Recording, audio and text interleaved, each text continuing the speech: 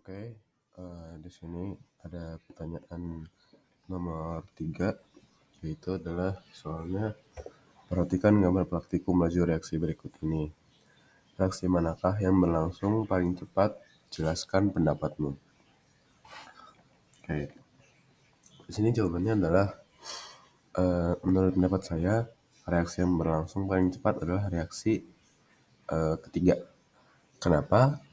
Karena alasannya adalah karena reaksi ketiga itu memiliki konsentrasi HCl sebesar 2 mol, yang dimana konsentrasi tersebut adalah konsentrasi yang paling tinggi di antara semua reaksi yang disajikan pada soal. Dan reaksi ketiga memiliki suhu 35 derajat Celcius, yang dimana juga suhu tersebut adalah suhu yang paling tinggi di antara reaksi yang disajikan pada soal. Nah, jadi di sini faktor-faktornya itu pertama itu kan ada konsentrasi ya. Jadi semakin tinggi, jadi konsepnya itu konsentrasi itu mengaruhi laju reaksi itu dengan konsepnya semakin tinggi konsentrasi maka semakin banyak partikel yang tersedia untuk saling bertumbukan. Lalu untuk suhu, faktor suhu, semakin tinggi suhu maka semakin cepat gerakan partikel dalam larutan. Kita lanjut ke soal nomor 4. Soalnya juga sama, tapi di sini yang ditanya adalah reaksi mana yang berlangsung paling lambat. Jelaskan pendapatmu.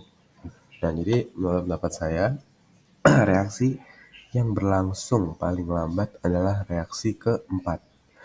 Kenapa? Karena alasannya reaksi keempat itu memiliki konsentrasi HCl sebesar 1 mol, yang dimana konsentrasi tersebut adalah konsentrasi yang paling rendah di antara semua reaksi yang disajikan. Dan reaksi keempat memiliki suhu 25 derajat Celcius, yang dimana juga suhu tersebut adalah suhu yang paling rendah di antara semua reaksi yang disajikan.